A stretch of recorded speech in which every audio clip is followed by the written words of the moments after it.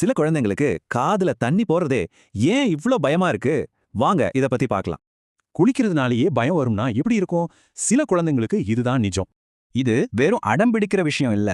Autism, ADHD இருக்கிற குழந்தைங்களுக்கு இது ஒரு தீவிரமான உணர்ச்சி வெளிப்பாடு. இது குழந்தைங்க பண்ற சாதாரண சேட்டை வளர வளர சரியாயிடும்னு நம்ம நினைக்கலாம் இல்லையா?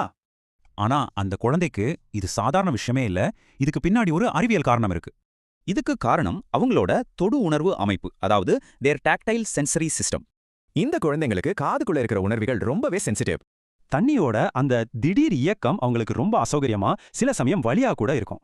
உணர்வு மட்டும் இல்ல, காதுக்குள்ள கேட்கிற அந்த மந்தமான சத்தமும் அவங்கள ரொம்பவே பாதிக்கும். அப்போ இது பிடிவாதம் இல்ல, இது ஒரு சென்சரி சென்சிட்டிவிட்டி. இது ஒரு நரம்பியல் எதிர்வினை. சரி, இதுக்கு நாம என்ன பண்ணலாம்? சில எளிய வழிகளை பார்க்கலாம் வாங்க. இயர் பிளக்ஸ் யூஸ் பண்ணுங்க, காதை மூடச் சொல்லுங்க, இல்லனா ஸ்விம்மிங் கேப் கூட போடலாம். சில சமயம் ஷவரை விட ஒரு அமைதியான பாத்டப் குளியல் அவங்களுக்கு ரொம்ப உதவியா இருக்கும். மறுபடியும் சொல்றேன், இது பிடிவாதம் இல்ல, இது அவங்களோட உணர்திறன் சார்ந்த ஒரு பிரச்சனை. நம்ம புரிதலும் சின்ன மாற்றங்களும் குளியல் நேரத்தையே ஒரு மகிழ்ச்சியான அனுபவமா மாத்திடும். இந்த விஷயத்த மத்த பெற்றோர்கள், டீச்சர்ஸ் கிட்டயும் ஷேர் பண்ணுங்க. அவங்களுக்கும் இது உதவியா இருக்கும்.